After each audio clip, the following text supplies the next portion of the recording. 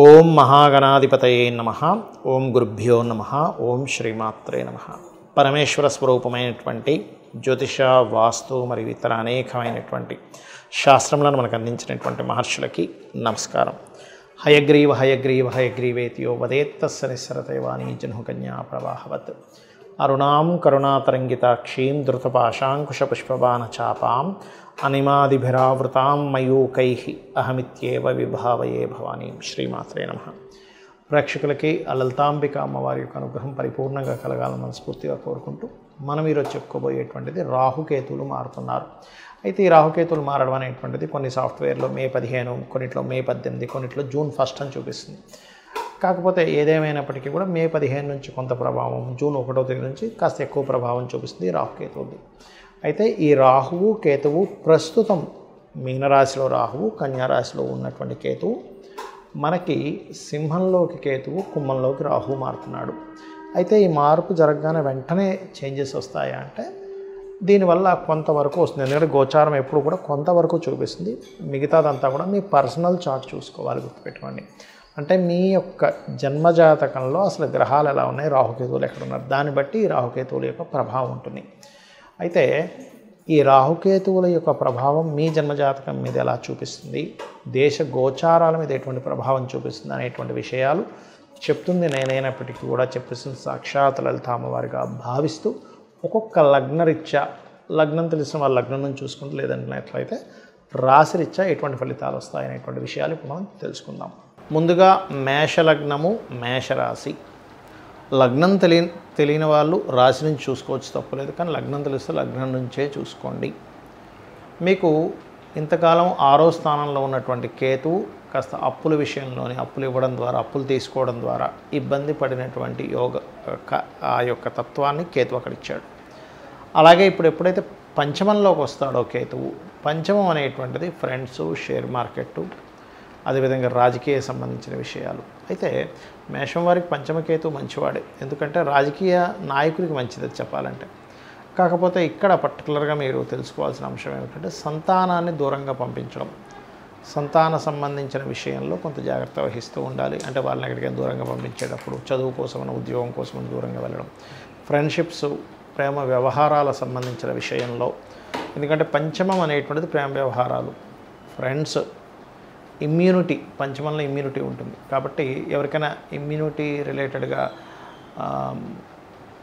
ఇబ్బందులు ఉండేటువంటి వారు కాస్త జాగ్రత్తగా ఉండాలి. షేర్ మార్కెట్, డైలీ ట్రేడింగ్ చేసేవారు కొంత జాగ్రత్తగా ఉండాలి. పంచమంలో కేతువు మారుతున్నందుకు ఇది సంవత్సరంన్నర పాటు ఉంటుంది. ఇక ఇంతకాలము 12లో ఉండేటువంటి రాహు మేషం వారికి 11లోకి వెళ్తున్నాడు.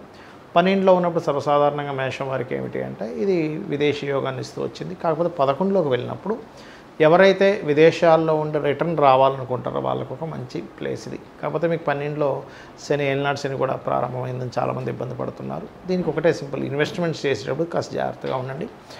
అయితే 11లో ఉన్నటువంటి రాహువు మాత్రం మీకు ఇచ్చేటువంటి రిజల్ట్ ఏమిటి అంటే ఆన్లైన్ త్రూగా చేసేటువంటి బిజినెస్లు ఉంటాయంటే ఆన్లైన్లో ఏదైనా సేల్స్ చేయడము, ఆన్లైన్ ద్వారా మీరు పొందేటువంటి లాభాలు ఏవైతే ఉంటాయో తొందరగా వస్తాయి. అలా అని షేర్ మార్కెట్ లేకపోతే ఆన్లైన్ బెట్టింగ్స్ ఇవి కాదు, గుర్తుపెట్టుకోండి.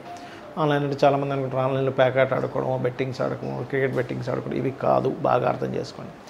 ఆన్లైన్లో మీరు చేసేటువంటి ఎనీ ప్రోడక్ట్ సేల్స్కి ఇది బాగా యోగిస్తుంది.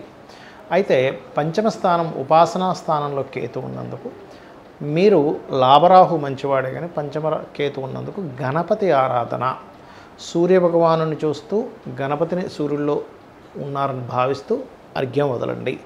అన్ని విధాలా మీకు బాగుండడం జరుగుతుంది.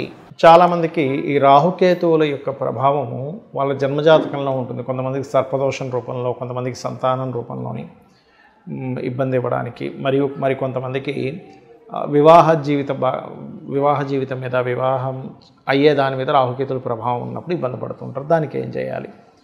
వివాహం మీద ప్రభావం ఉన్నప్పుడు అంటే మనకి మొట్టమొదటిగా మీ జన్మజాతకంలో రాహుకేతువులు ఏ స్థానాల్లో ఉన్నారనేది డిటెక్ట్ చేయాలి. అంటే ఏమిటి? ముందుగా అసలు మీకు రాహు కేతు ఎక్కడున్నారు? లగ్నంలో ఉన్నారా, కుటుంబ స్థానంలో ఉన్నారా, 3వ స్థానంలో? అంటే లగ్నంలో ఉంటే మీకు లగ్నాన్ని పాడు చేస్తూ ఉంటాడు. కుటుంబ స్థానంలో ఉంటే కుటుంబపరంగా ఇబ్బందులు, ఆటంకాలు. కేతు ఉంటే, రాహు ఉంటే ఏం కాదు, ధనపరంగా బాగుంటుంది.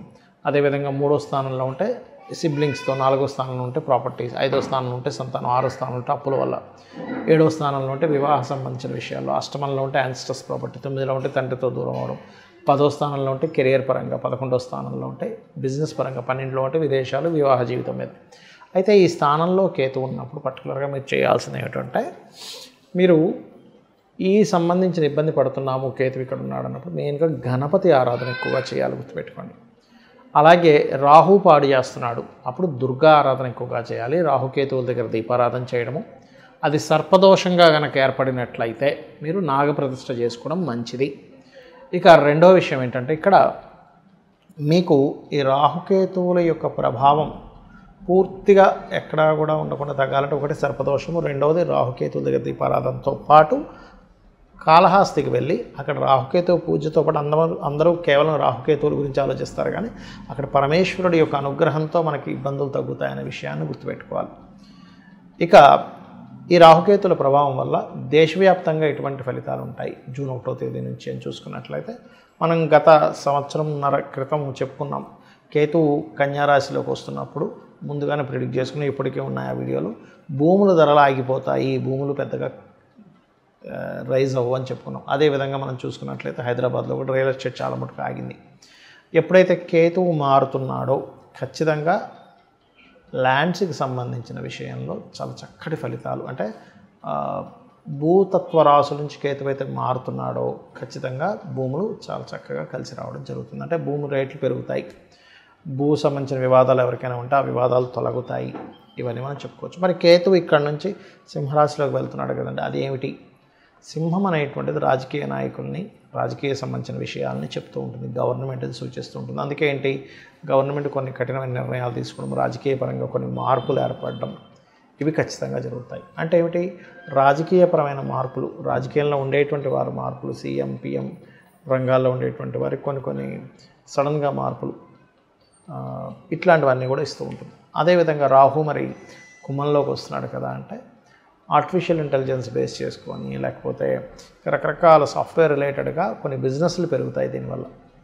న్యాచురల్ 11th హౌస్లో ఉన్నప్పుడు బిజినెస్ని డెవలప్ చేస్తాడు రాహు సాఫ్ట్వేర్ రిలేటెడ్గా. ఈ పంచమంలో కేతు సింహరాశిలోకి రావడం వల్ల ఒక తారాస్థాయికి చేరుకుంటుంది. ఏమిటి బంగారం రేటు ఇలా ఉంటుంది అనుకునేది కాస్త ఒక దగ్గర బ్రేక్ పడుతుంది. అంటే ఈ రాహుకేతువుల యొక్క ప్రభావం వల్ల ఏమిటంటే, ఒకటి కేతువు కన్య నుంచి మారుతున్నందుకు భూముల రేట్లు కాస్త ఆగిపోయినటువంటి కొంచెం కదలడము, బంగారానికి సంబంధించిన విషయంలో ఎక్కడికో వెళ్ళిపోతుంది, అసలు మనం కొనగలమా లేదా అనేటువంటి భయాందోళనలో ఉన్నటువంటి మనకి కొంత బ్రేక్ పడుతుంది అక్కడ. అలాగే కొంచెం కుజుడితో కలిసినటువంటి కేతు అవడం వల్ల సైన్యం కొంత భూభాగాలను, ఇంతకుముందు మనకి పిఓకే అంటుంటాం, పాక్ ఆక్యుపైడ్ కాశ్మీర్ లాంటి దాన్ని మన సైన్యం కొంతవరకు దాన్ని ఆక్యుపై చేసి మళ్ళీ రిటర్న్ తెచ్చుకోవడానికి, అలాగే కొంత సైన్యం నష్టపోవడానికి, కొంత యుద్ధ సంబంధించినటువంటి అటాక్స్కి వాటికి వీటికి ప్రభావం అనేటువంటి చూపిస్తుంది. మనం ఆల్రెడీ ఒక 40 days బ్యాకే చెప్పుకున్నాం కుజుడు నీచంలో ఉండడం, ఇటువంటివి జరగడానికి ఎక్కువ ఆస్కారం ఉంటుంది.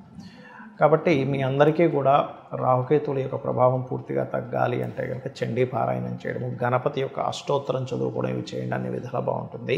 శ్రీమాత్రే నమః.